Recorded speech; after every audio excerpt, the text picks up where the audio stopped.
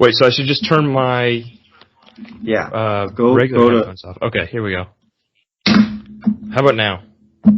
Yes, you're good. Okay, but I can hear myself, so this is gonna be a little weird. Well, you can turn the volume down on your phone, can't you? No, well that's where the volume's coming from then. Because if I have it, there's no. Okay. You should be. This is a very complicated process. Hooked up. You should have your headphones. Being a streamer is so hard. Have your headphones hooked up to your computer. Okay. Yes. Well, you're not wearing them. Well, because I muted it there because I can't fully mute my phone. I can only mute the microphone. So my microphone is coming through this thing. Okay. So what a headache to start the show. I'm sorry. But put your headphones into your phone. Can you do that? No. It's one of the new ones that doesn't have the... Can you put the headphones into the computer like Daniel's saying, and then don't use the headphones? Listen to it on your phone. Yeah, that's what I've been doing, but, like... I hear myself still. I can still hear myself. Yeah, you gotta fix that. Okay. Like, let me tinker around with the settings on the phone a little bit more to try to mute it. I'm gonna like submerge it in water or something. There's like, okay, I'll figure this out. Tanner. Okay, can you like hear me? I'm like smothering it with a pillow. It's still echoing. Better. It's still echoing. It didn't solve the issue. What if I move the mic all the way over here? How about now? How about now? How about now? Yeah, really lean back. Can you hear yourself still? Testing 1, 2. No, I can't. Yeah. Okay. This kind of works. But you can't eat the microphone. It sounds like ASMR. Yeah, you can't eat it. Okay. So yeah, I shouldn't. Yeah. Okay. I'll back up a little bit from the microphone. Okay. How about now? We good? I think we're okay. Okay. I don't think it'll be loud enough on the. You know, we should start doing this on Google Hangouts. I did this exact same concept on Google Hangouts, but I was able to mute my phone. You really can't. They had that option. Yeah. We can try Hangouts. Skype sucks. I'd have to get rid of Hangouts though. Can you just restart it? We haven't started. Oh, we've okay. This is really bad because I can't hear you guys. Then I thought Daniel started the podcast. Yeah, I'm really. Yeah. I'll cut some of this out because, like, if I turn the volume up, the volume will come through the microphone. This is insane. I think you have to cut the camera. Okay. You guys know what I look like. Yeah. You have to cut the camera for this week. I won't make any funny faces. Next week you'll have to get a camera. This? Yeah. Next week you get a camera. Okay. Is this good? You don't have to eat the mic. Okay. Well, I didn't have the pop filter on because. Okay. How about now? Yeah. Tanner, yeah, you're good. Just get a web camera. I think that's. I don't want to like. I'd only get a web camera for this. Yeah, I'll buy it for you, Tanner. How much does it cost? I don't know. I asked my dad for another birthday present. Send me the link, and I'll give it to Blake. Yeah. Or Stefan. They keep disappearing. I'm really bad. I thought about this morning actually. I'm wearing a Dunder Mifflin shirt. I don't like The Office. My dad thinks that I do. It's just he tries. Like it's like in the best dad way. He tries. So, we'll give him some credit there. But yeah, I don't really like The Office. I don't know where he got that notion. I think he got it from my Facebook page. Like on my Facebook it says I work at Dunder Mifflin. Why'd you do that if you don't like The Office? I was young and impressionable in like 8th grade when I created Facebook. I don't know, a bunch of the people that added me on Facebook, my first friends on Facebook had like Dunder Mifflin as their work history. So I was like, oh, I want to be trendy. I don't really know what that is, but I'm here for it. That makes sense. We all have questionable decisions. In 8th grade. Yeah. Yeah, my decision making wasn't so sound back then. Back then? Yeah.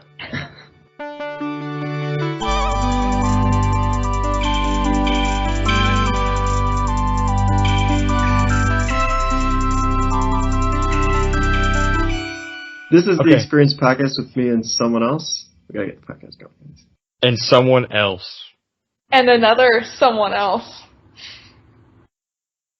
Okay, so anyway, who do we have this week?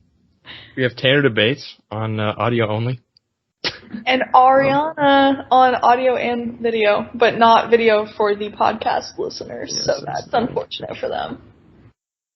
It is unfortunate for them.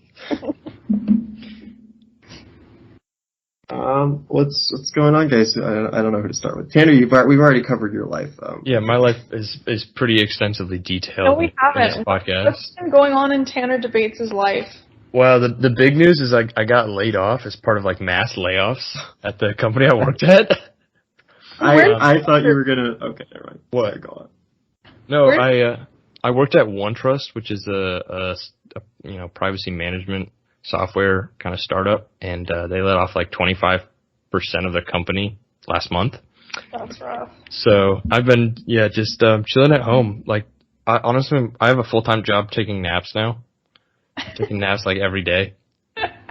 That's a pretty good job. Yeah, no, it pays pretty well. Beauty sleep wise. But I actually, in exciting news, and you guys are the first to hear about this. This is a podcast exclusive breakthrough. Just got an offer today. So we're out of the hellhole called unemployment. So, which is just taking naps. Yeah. So, we're out of that. So yeah.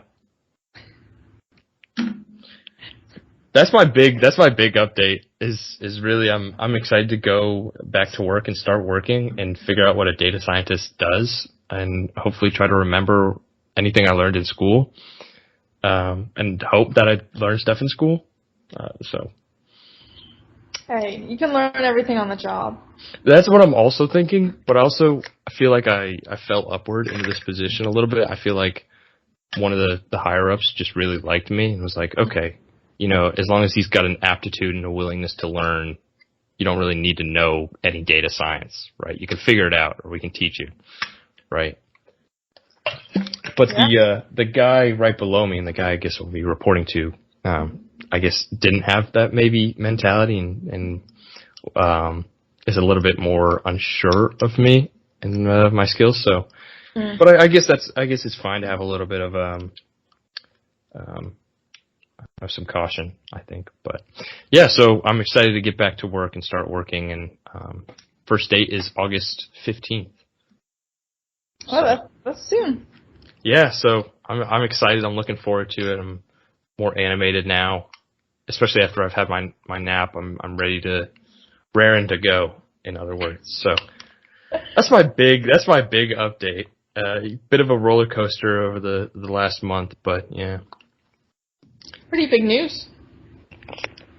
So thank you. Any other news, Tanner, that you want to? Actually, we'll save the rest for later. We'll save the rest. Arianna, what's up? Arianna, what's up? The rest for later. You always know something that I don't, or something.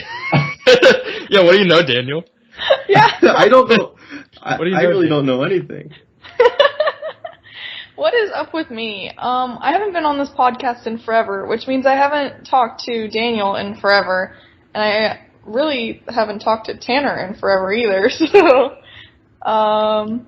what is up with me? I graduated Georgia Tech.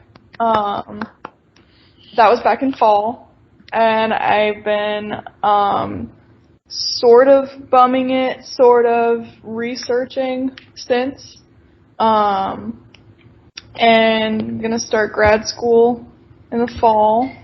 I'm doing human-computer interaction at Georgia Tech again. because I just love Georgia Tech so much. I did go to Alaska. That was not just a fake excuse to get off the podcast. That was for research. It was likely. Yeah, I went to Alaska for research because we're making wearables for sled dogs to measure their fatigue. And we got to work with an Iditarod contestant, runner, musher. And that was awesome. It was pretty cold, like March. It was cool. And now I moved to a different apartment. I'm not going to say the location on a podcast. What's the location? Where are you? Where are you right now? Somewhere in the Atlanta area. Yeah. That's enough for people sometimes. Yeah. I mean, if they already knew I go to Georgia Tech, so what difference does it make? But pretty exciting. I only have one roommate now instead of 3. And we have our own furniture, but we don't have all of the furniture yet. So currently I'm using a storage bin as a table to eat on. I don't have a bedside table yet. We just got a TV stand. Before the TV was on the ground, it looked kind of depressing. But it's coming together, you know? Did you move in recently? Yeah, literally like last Tuesday. It's like a week ago.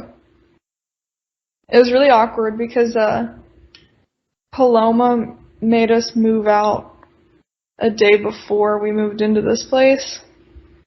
And so we had to stay the night at a friend's place and had to store our stuff at different friends' houses. It's a fun time. Trying to think what else has been new in my life. I went to Europe with my family.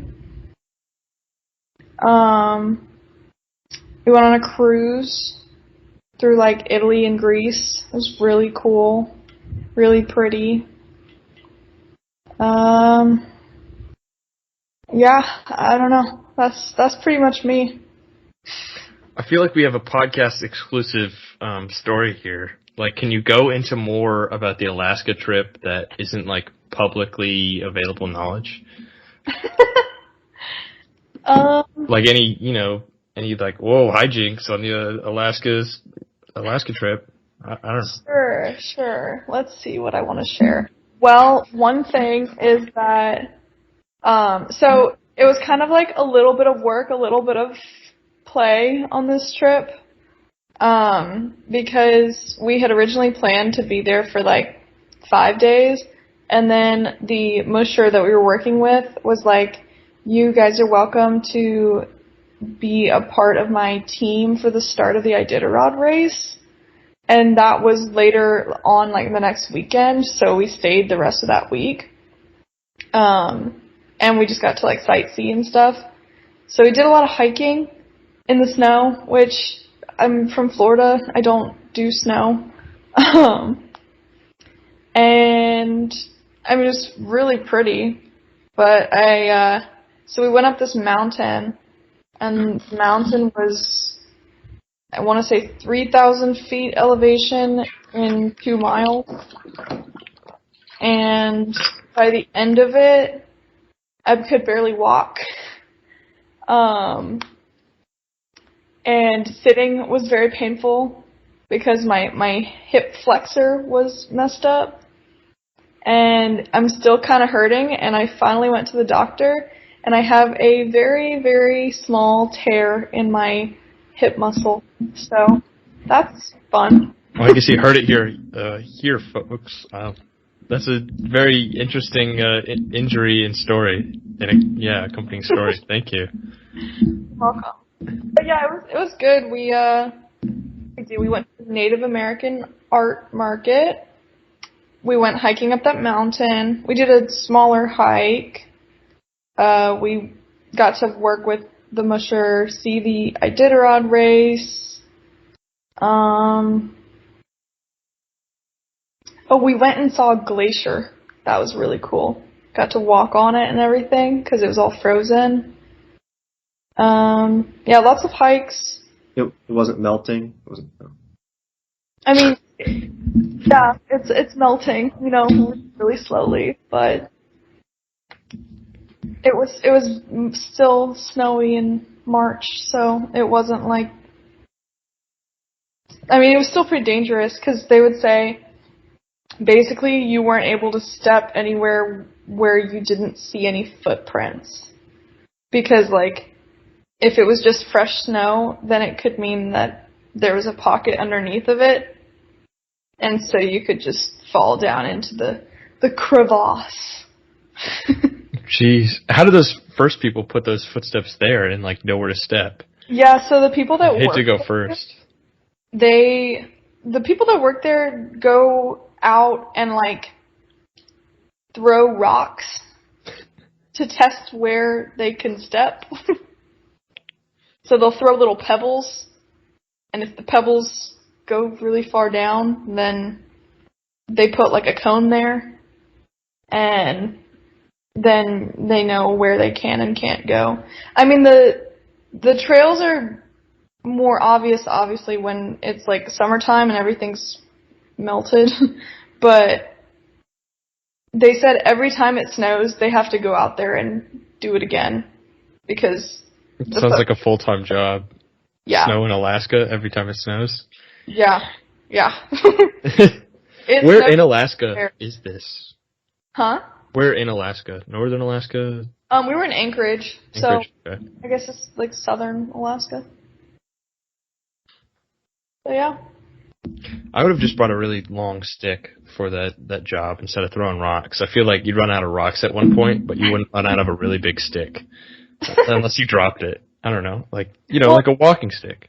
I guess that a walking stick would help you in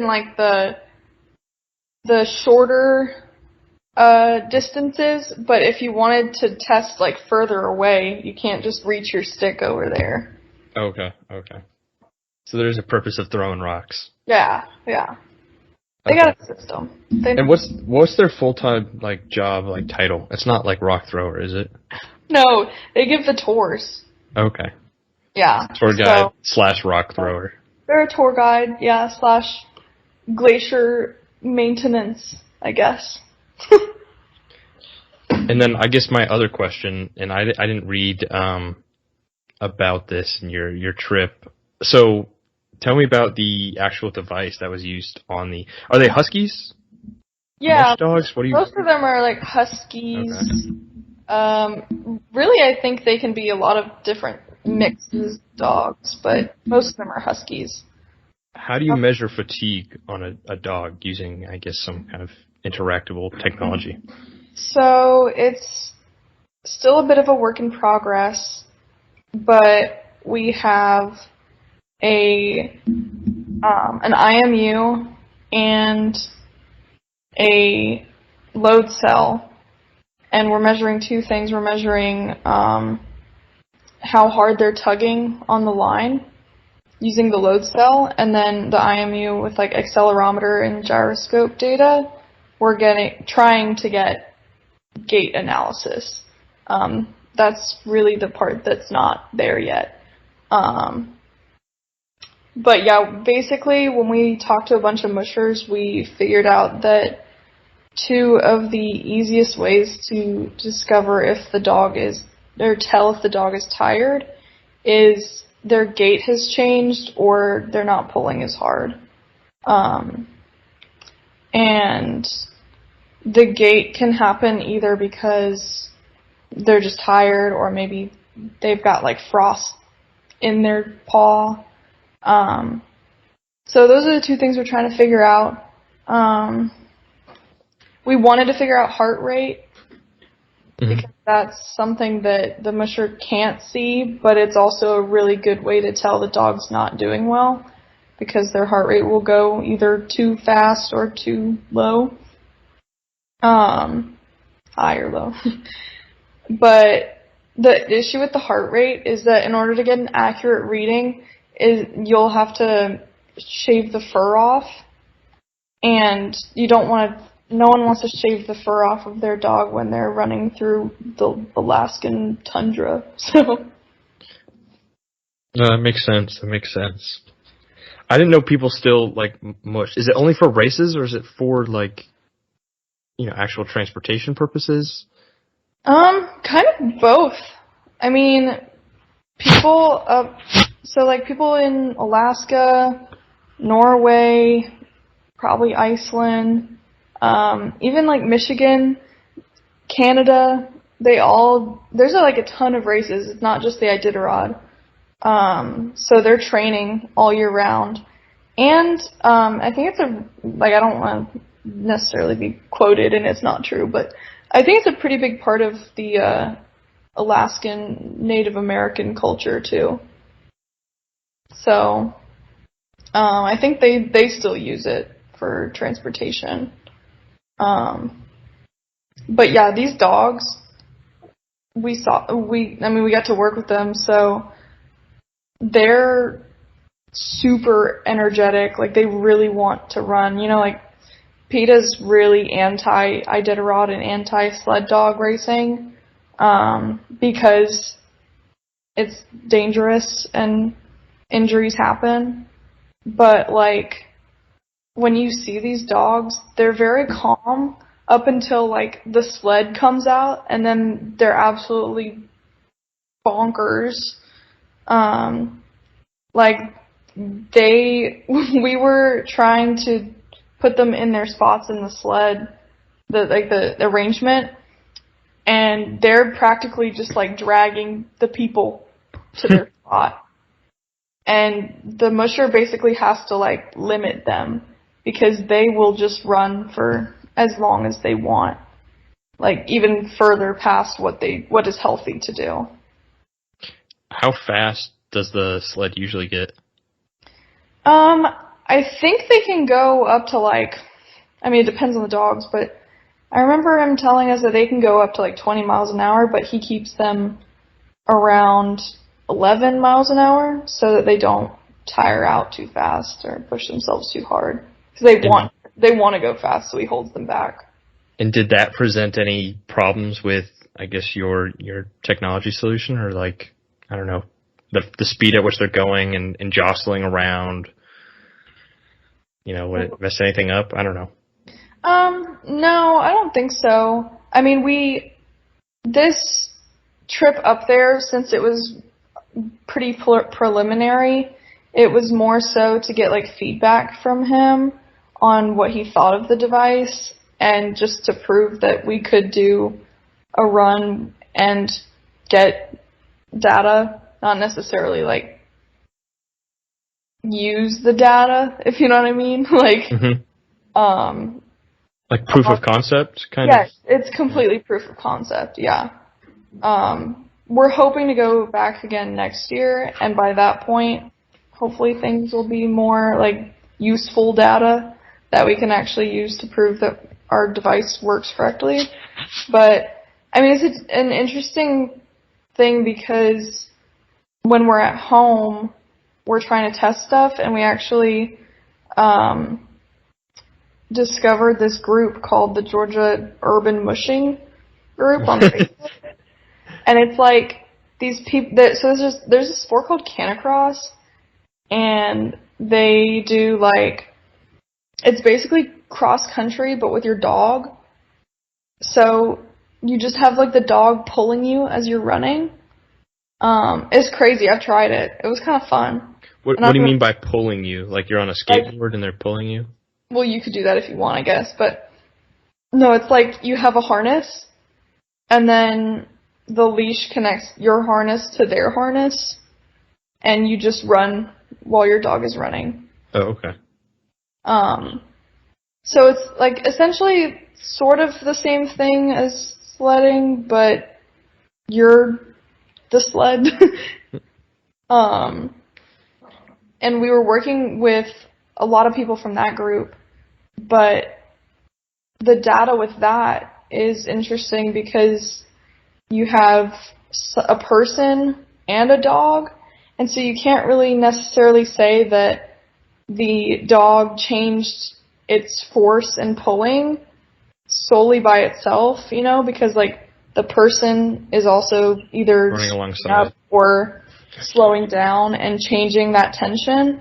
So it's also dependent on the person as well.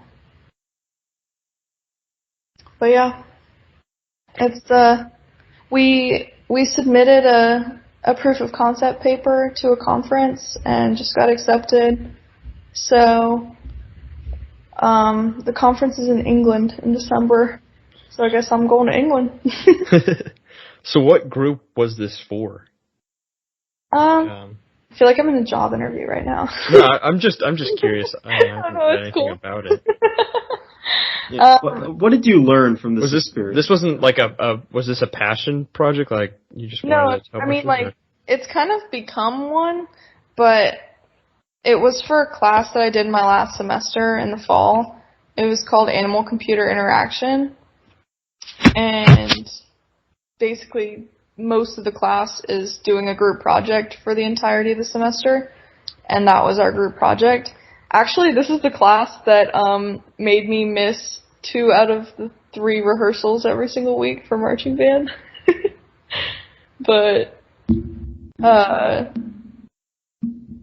yeah, we worked on it for the entirety of the semester, hadn't finished it yet, and our professor was like, well, if you finish making the device and it works before the end of March, then I'll fund you guys to go to Alaska. So that's why we were like, okay, yeah, we'll keep working on it. And so we kept working on it, and now at this point it's just because we really like doing it, and it's been a good time. I mean, that's what I've been doing in between undergrad and grad, is just working. Like January and February was working on making the devices work before going to Alaska, and then after Alaska was writing the paper, and now it's pretty chill. We're just revising things. So what's kind of next? What do you mean by revising things? We're revising the paper, but okay. After that, which is probably due like September, we'll go back to trying to fix. We might even do that earlier than September. But our next steps are kind of basically we're trying to figure out the gait analysis portion of it by using a booty, like a little slipper thing, and putting one booty on a dog and having the dog run with the device and then having the dog run without that booty to see if we can prove a difference in the data to kind of simulate a bad gait, since there's no other way really to simulate a bad gait ethically. So wait, are you testing if having a booty on affects their running in general? Or no, we're testing to see if, because the booty should change their running pattern just having one on. Oh, yeah. Our point is to try to simulate what a dog with a bad gait would be like. So then we're trying to see if we can notice a difference in the data to prove that we could notice a difference between their normal gait and an abnormal gait. Okay. I thought you were kind of using, like, I don't know, like a booty that had, I don't know, what is it, a piezoelectric sensor that could, sense a change in rhythm, a slow down. I thought that's what gait was like the pace that they were going. Am I wrong? Is a gait like they're walking funny rather than the pace is slowing down? Gait is just like how you walk. So, I mean, with the accelerometer, what we're getting is really the up and down, side to side motions, But I guess with this, probably the easiest way to detect the difference is probably going to be up and down. Just noticing how many times their feet hit the ground and when. But that's kind of like the main focus, trying to develop some sort of algorithm classifier to be able to detect bad gait, because the goal is to do it in real time so that a musher could use this like during the race. And basically the end goal is to have like an app where they can just look at circles on their phone, and one circle is one dog.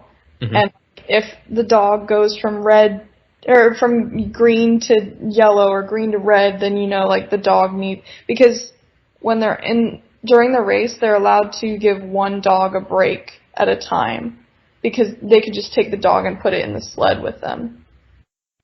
So this kind of helps them to know which dog needs to be in the sled and when. Hopefully. How long are the races usually? Like how many miles? It's 1,000 miles. Whoa, what? Yeah. Holy crap. I mean, okay, so other races throughout the year are a lot smaller, obviously, but this is the big one that they lead up to. And it takes them an average. Some people are incredibly fast and get there in 8 days, but it's usually around 10 days that people make it there. That is way faster and way longer than I expected. I thought this was like you could do it in a day. Oh no, like kind of thing. Okay. No, it's like a marathon. It's really long. Wow. Well, thank you for sharing the whole experience and the whole project with us. I appreciate it. You passed this portion of the interview. Daniel, any thoughts? No. I don't have any follow-up questions for the interview. Thank you. You're hired. You're hired. Yay! I'm pretty sure I witnessed a job interview happening at Dancing Goats the other day. I was sitting with a friend outside of Dancing Goats over by Ponce, and there were these two older men and a young guy, and they were like asking him a bunch of questions, and I don't remember what they were about, but it definitely sounded like a job interview. Maybe it was just an unorthodox group of friends asking very unorthodox friend questions. Like, I oftentimes ask my friends, what's your greatest strength? Tell me about this project. Tell me about a time. Yeah. I phrase questions like that. Tell me about a time you faced a challenge. Maybe it was a friend interview. Do people do interviews at coffee shops? Yeah. I mean, I guess, yeah, you could have like a preliminary interview in a coffee shop. Maybe a more informal one, yeah. Not a coding interview. I had an interview at a restaurant. That's actually how I got, I guess, the job I just got offered for. It was like an informal. I didn't really think it was like an actual interview. I thought it was just, talk about the position. But then they kind of shifted more toward an interview. But I think I impressed them because I knew like the history of not the restaurant, but like the food that the restaurant supported. But, yeah, so I guess, I don't know. I wanted to talk about this a little bit. Daniel, have you seen Succession? You watch a lot of HBO, which we know isn't TV, it's HBO. And you like HBO, right? Have you seen Succession? It's a lot of assumptions right there. Well, I have seen Succession though. Okay. But your favorite show is Chernobyl, right?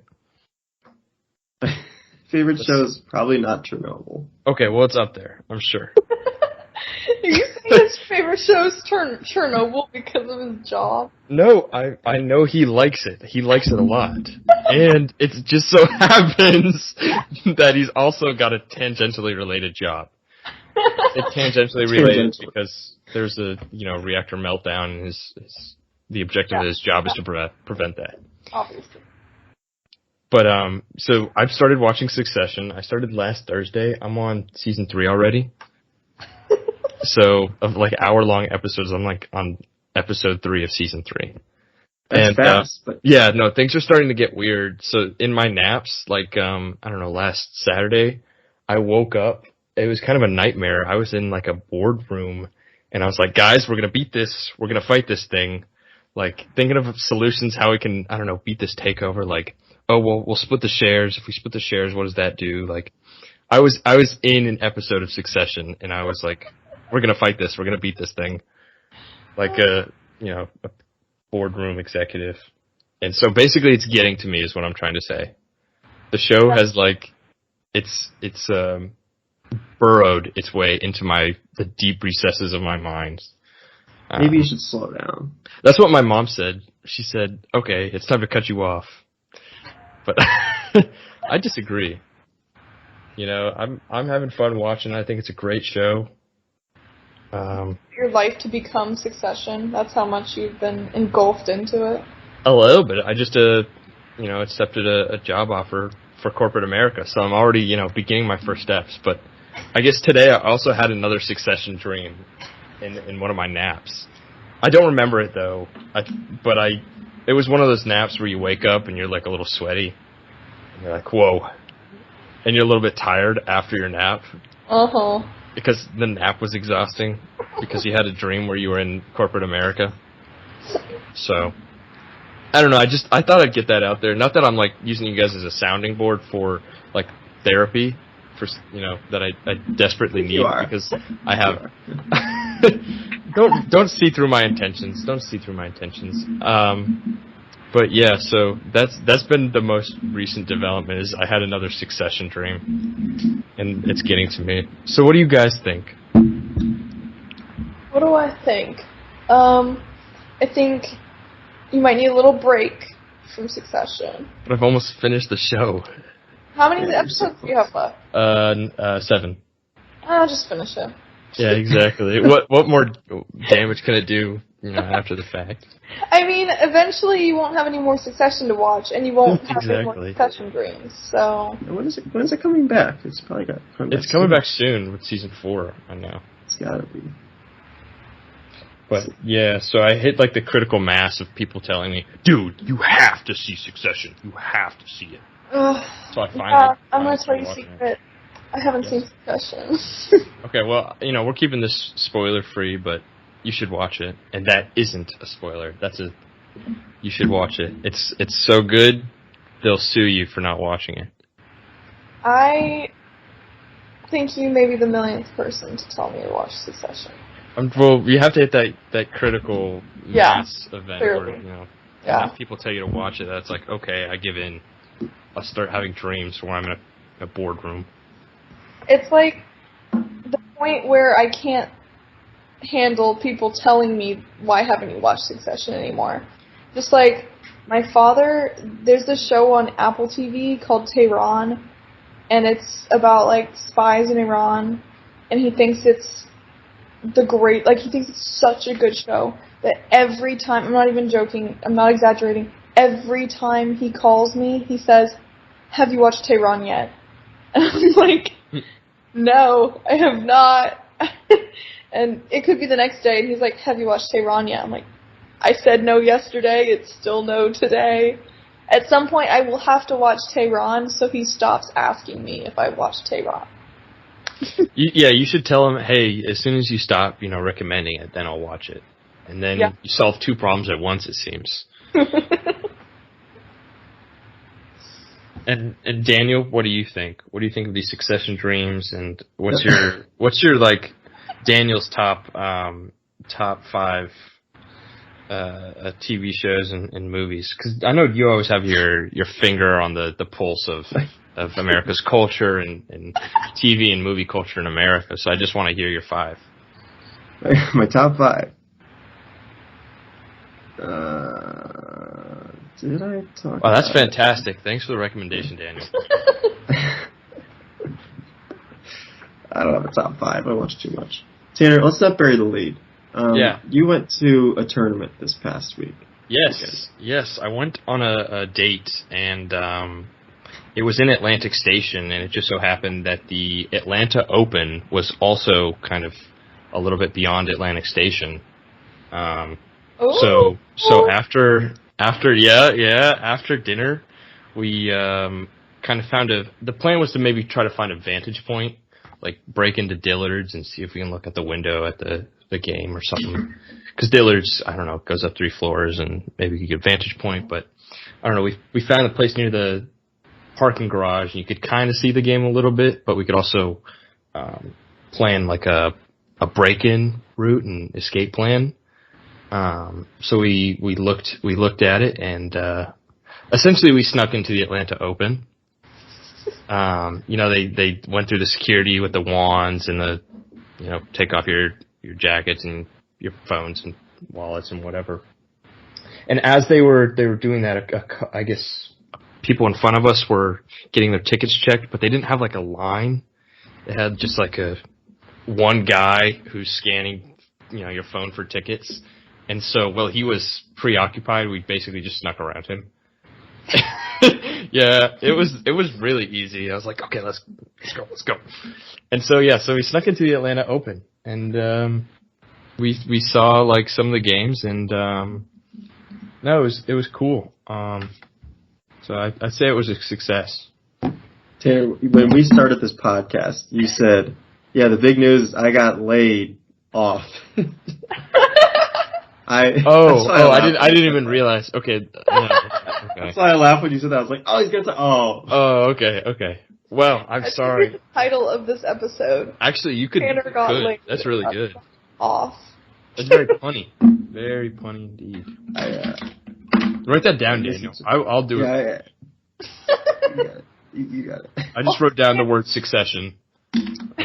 Are you sure you were wanting to admit that you snuck into the Atlanta Open on? Yeah, I'm a bit of a bad boy. Podcast? I want that publicly known.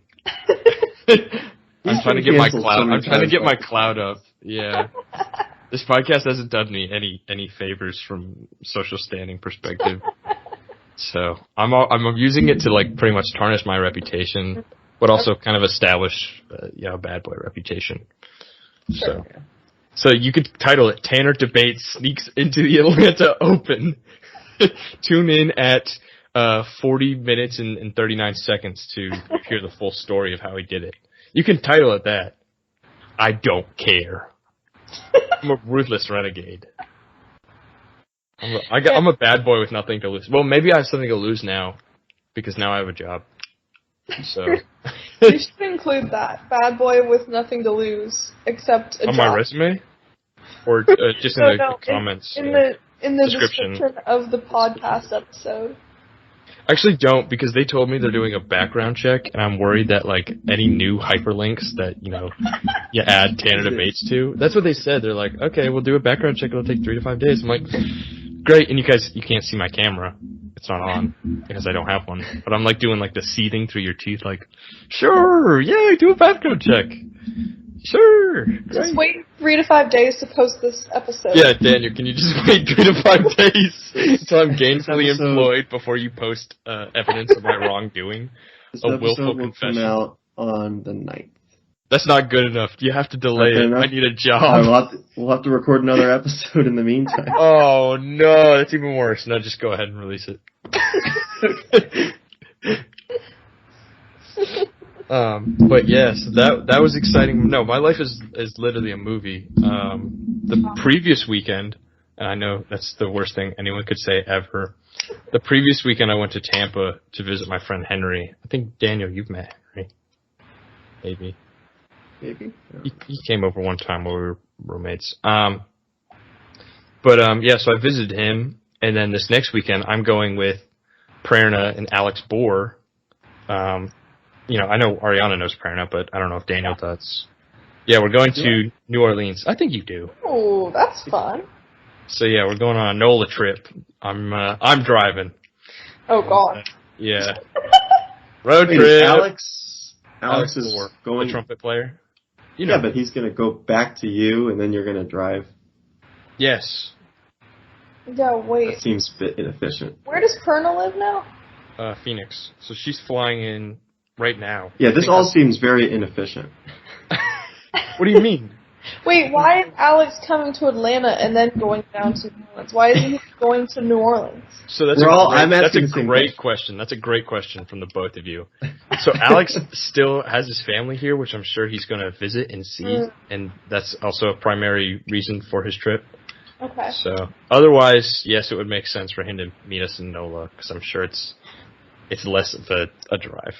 But I think also there's some camaraderie in, you know, a road trip that takes 8 hours one way. So 16 hours over a 72-hour, you know, period is what 22% of the road trip is going to be spent, or trip is going to be spent in the car. So, so I think there's some camaraderie and some, you know, character building there. I'll ask. Let me know what time so we can record the podcast on your trip. Yeah, well, I'll tell you, it's an 8-hour car trip, so you can call between 5 a.m. and whenever we get there at 4. But what were we going to ask, Arianna? It's an 8-hour drive? I thought it was more like 5. Maybe if you drive really, really fast. Or if you get a couple sled dogs with rocket boots. Yeah. How long is it? Atlanta to NOLA. Well, it's about $198 nonstop. That doesn't answer your question, though. 6 hours and 57 minutes. Okay.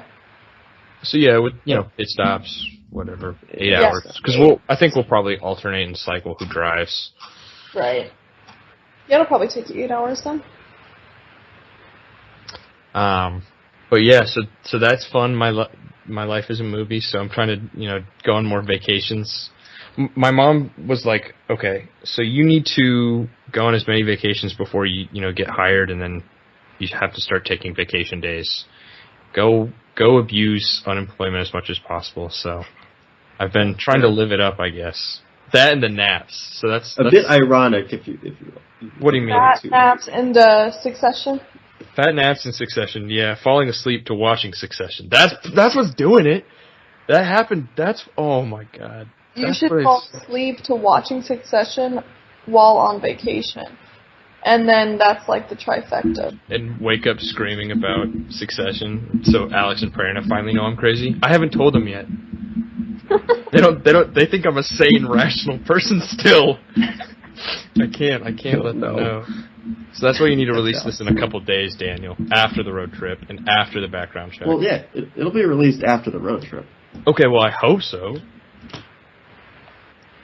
Yeah, we're not, because you're going this weekend. Yeah, I hope so. Daniel, who's our special guest? Why isn't that... Yeah, they're not showing up. They got held up. Out them. Yeah, really, like, throw them under the bus. They got held up at... Who they could have had on the podcast, but... They could have, learned more about my Succession dreams. I feel like that's the most interesting thing that's happened to me recently. Is I had a nightmare where I was in Succession. I feel like sneaking into the Atlanta Open is pretty exciting. Yeah, and it actually happened. So I guess that is compared to a dream.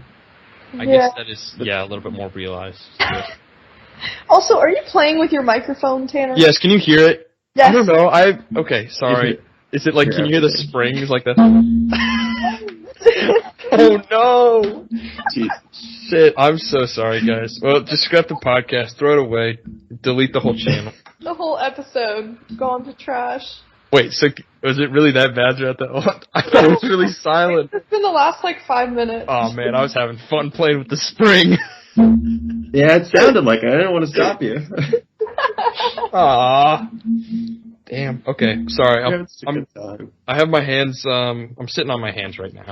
You can't see it, but I'm repositioning to sit on my hands. Daniel, I haven't heard anything about your life. I want to hear about your life. You don't want to hear about my life. Yeah, I do. I haven't talked to you in ages. We're running out of time on this episode, but we'll try to squeeze it in here. Let's see. What have I done recently? I visited I visited. So the mystery person that wasn't able to make it tonight is the person that I visited this past weekend. Was it Maisie? Maybe. It's the person, I'll say, for promotional reasons, it's the person who was on last week's episode. So. Oh, so we'll have to watch last week's episode to figure out who? You'll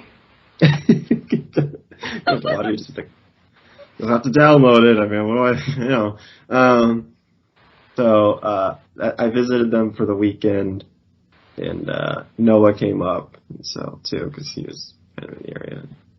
Definitely Maisie. I saw it on Be Real. Oh gosh. She took some photos. So that's what I have going on now. Yeah, work's a little hectic right now. My schedule might be completely changing. So I gotta shift some vacations around and stuff like that. Figure things out. But like, are you not going to be working like your normal hours? No, I'll be working my normal hours, but probably like we're going from 5 shifts to 4 shifts. Is that going to affect your pay? They're not planning on changing the pay rate. I get paid by the hour, so technically, if I'm working more, I get paid more, but I also have to work more. Oh, they're fitting in the same hours, but just they're lengthening the shifts. Okay. No. The shifts are still 12 hours, but yeah, instead of 5 different shifts rotating through a 5-week period, it's going to be 4 shifts rotating through a 4-week period. Interesting. So I don't know how else to describe this, but I'll be working more. You'll be getting paid less because you're working. No. Okay. Let me start over. My job right now is 5 shifts on a 5-week rotation. Right, so each shift is doing each week, and then you rotate through. So you work like days, then you work nights and whatever. Okay. Sure. We're now downsizing to go to 4 shifts on a 4-week rotation. So they're packing in how much you're working. Instead of a certain amount of days on a 5 weeks, you're working a certain amount of days over 4 weeks. So you're adding extra days because you're working more days now. Okay, I got it. On a per week basis, if you want. I'm thinking of a shift as a day, and it's not. Because it's days or nights, yeah. So. Yeah. But my hourly pay is the same, probably.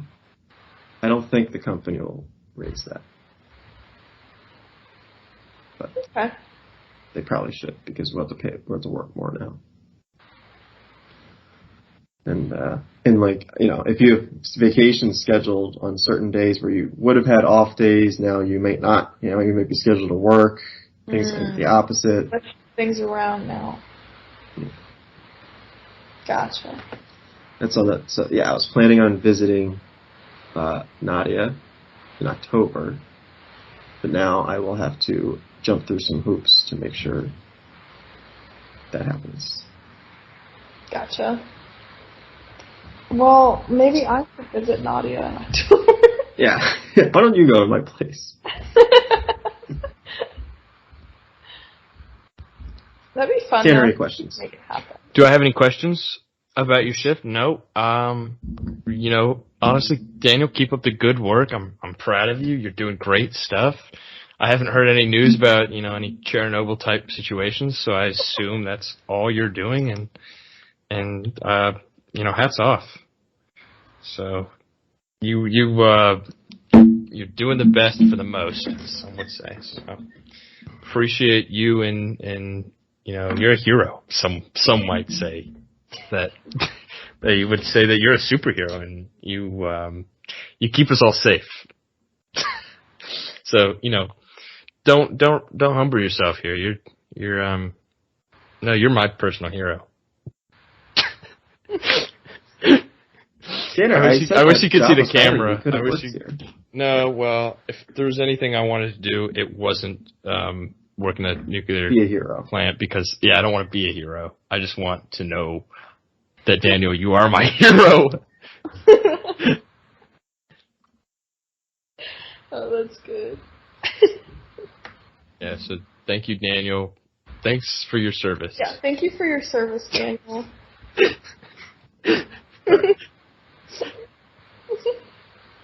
Really going off the walls now. Yeah. No, sorry for the memeing. What else do I want to know? What about, like, apart from work, what's going on in your life? So you visited Noah and Elizabeth and Daisy. You want to visit Nadia. What else is happening in your life? Life-wise. What is happening in my life? The podcast. Podcast is his life. Problem is, the more I work, the less life I have. Preach. Currently, you're all life, no work, Tanner. Yeah. Here, you want to swap? Yeah, I know. Put me in, coach. I have a test tomorrow. I gotta take a test tomorrow, so. Yeah, I can. I'm ready. Give me your driver's license or whatever is needed to pass as you, and I can take it for you in your stead. Like a work test, or are you like doing a master's? No, work test. Yeah, I did a master's. A work test. A work test. Oh. Yeah, we have training a few times a year where you go to classroom training for like a week, a few times a year. To make sure the thing doesn't blow up. Very much. Cool. That's good. Good job, facility, for making people take classes. That's like a government thing, I think. I think that's like a Department of Energy requirement. That's it? A test? Yeah, I guess.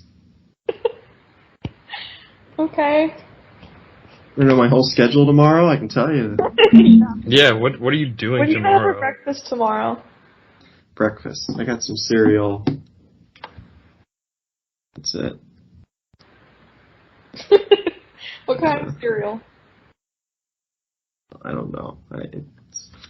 You don't know what kind of really cereal like it's really like a granola kind of a thing. Pretends to be a cereal. It's a cereal grain. I got a box for my cereal today. You know, one of those, like, white girl organizers. Yeah, what's the point of that? You know those people on, like, TikTok or Instagram, and they talk about how they reorganize their whole pantry and their fridges with those plastic bins? I succumbed to one. And it was for my cereal, because I heard that if I get a cereal bin, then my cereal won't go stale as quickly, because it's enclosed in a bin as opposed to just being open in the box. So we shall see. I feel like that takes several, maybe like a week or two to go stale. How long are you taking to eat your cereal? I'm going to be honest. So every time I kind of start new, like maybe the beginning of a school year, or like I moved into a new apartment, for some reason I give myself false hope in that I will eat breakfast. And so I buy myself cereal, and I have cereal for a good, like, I don't know, week, maybe like less than a week, 5 days, and then I stop doing breakfast because I get lazy. And so my cereal box just sits there kind of full for like a while, and then it goes stale. And then I'm like, one day I'll be like, oh, I should have cereal, and then I go and it's like, oh, it's stale. So Tanner's a big breakfast guy, so. Actually, I'm the opposite. I'm a small breakfast guy in that I don't eat breakfast. I don't understand this don't eat breakfast. I've never understood that. Are you hungry? No. So you're basically I'd rather going just from like save my appetite for lunch. You're going from dinner to lunch. You're going like probably. It's a long time. I mean, Yeah. I don't know how long, because whenever you're eating dinner and whatever, but you're going probably over 12 hours is the point.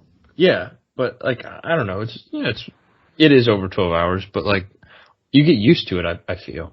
I get that. I usually do a granola bar, and that kind of like pulls me a little bit. That's Yeah, right, but or that's some something. pieces You know, of that's fruit different is than what not I have. eating at all. Yeah.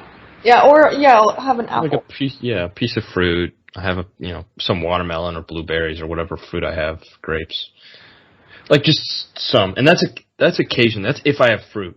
Breakfast is more like a situational thing. Like if there is the possibility for small breakfast, I'll mange it, but like not usually.